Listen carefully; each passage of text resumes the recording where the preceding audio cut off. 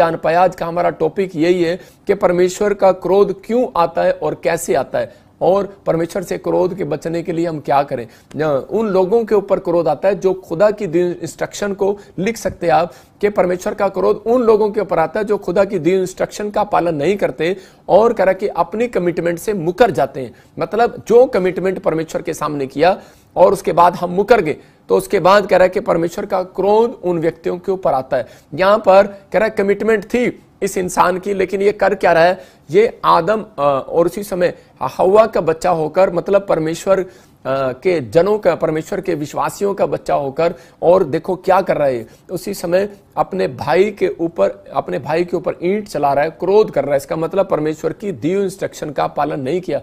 जैसे निर्गमन की किताब में परमेश्वर ने कहा कि क्रोध ना करना, हत्या ना करना, मतलब जो इंस्ट्रक्शन परमेश्वर ने दी, जब हम उसको फॉलो नहीं करते तो उसी समय दुख उठाते हैं। मैं आज आपको बता रहा हूं कि इससे आपको बचने के उपाय बता रहा हूं कि आपको क्या करना है। आपको 5 सीक्रेट अपनी जिंदगी में स्क्रीन पर हम दिखेंगे। कह रहा है कि आपको परमेश्वर के क्रोध से बचने के लिए आपको ये स्क्रीन पर आपको मैं दिखा रहा हूं कि इस समय आपको नोट करना है।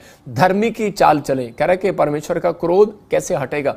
कह रहा है यीशु पर विश्वास करें। अगर आप अन्य जाति नहीं जानते परमेश्वर के नाम को, तो आपको उसी समय करना है। मैं फिर कह रहा हूं कि बहुत सारे लोग मेरे चर्च में आते हैं और उनको पता ही नहीं होता प्रभु के बारे में। वो कहीं आकर मुझे कई तरीके से नाम से बुलाते हैं, लेकिन उन लोगों को नहीं पता कि हम कौन है और किस प्रकार से हम प्रार्थनाएं करते हैं। कुछ लोग आकर मांगते हैं अलग अलग तरीके से, लेकिन नहीं, परमेश्वर अपने लोगों को बचाना चाहता है। अगर मैं जो आज आपको सिखा रहा हूं, जब आप वीरवार को सीखने के बाद संडे चर्च को अटेंड करेंगे, ऑनलाइन या चर्च के अंदर आएंगे, मैं कह रहा हूं अगला छुटकारा आपका होगा यीशु मसीह के नाम में।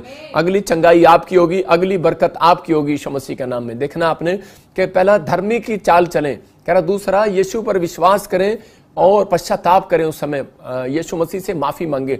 और इसी समय कह रहा कि प्रार्थना की भेंट चढ़ाएं। कह रहा प्रार्थना में भेंट चढ़ाएं। जैसे ये प्रार्थना करने के लिए जब आप भेंट करते हैं, इसका मतलब जब आप सुबह उठते हैं तो परमेश्वर के साथ एक भेंट करते हैं। प्रार्थना करना एक भेंट करना है। कह रहा है प्रेम करो लोगों के साथ, और कह रहा है क्रोध वाले चरित्र से बच जाओ। कह रहा और नम्रता का चरित्र पहन लो। मतलब अगर आपके अंदर आज भी क्रोध वाला चरित्र है तो परमेश्वर आपको धर्मी की चाल चलने के लिए धर्मी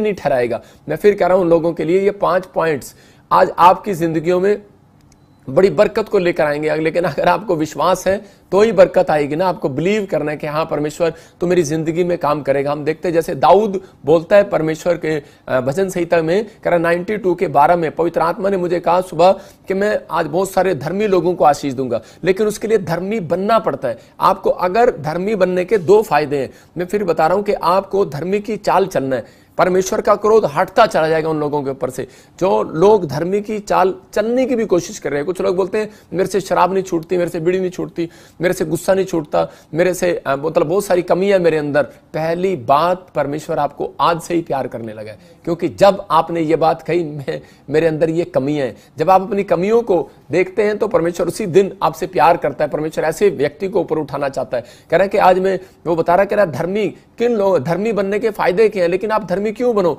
आप अच्छा खा रहे हो, अच्छा पहन रहे हो, बाइबल बोलती है कह रहा धर्मी के ऊपर आशीर्वाद है। कह रहा वो ज्यादा दिन जिएगा, ज्यादा दिन आशीषित होगा और खजूर के समान होगा, बढ़ता चला जाएगा।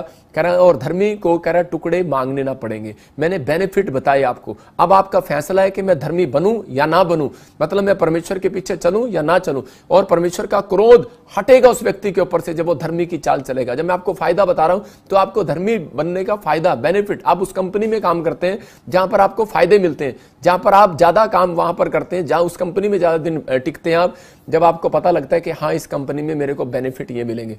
आप देख सकते हैं कि यहाँ परमेश्वर ने आपकी जिंदगी में एक आशीष रखी है, आपको आशीष ठहराई है कि आपको बिलीव करना है। अगर आप धर्मी बनते हो तो कह रहा है कि धर्मी के ऊपर आशीर्वाद है, ज्यादा दिन जिएगा, और कह रहा खजूर के समान फलेगा, फूलेगा, बढ़ेगा, और कह रहा लोबान के देवदार के समान बढ़ता चला जाएगा। मतलब कि आप बढ़ते चले जाएंगे, आज से घटेंगे नहीं। आपका बिजनेस, आपकी फैमिलियां, आपकी हर चीज, बैंक बैलेंस बढ़ेंगे, घटेंगे नहीं। लिखा धर्मी के।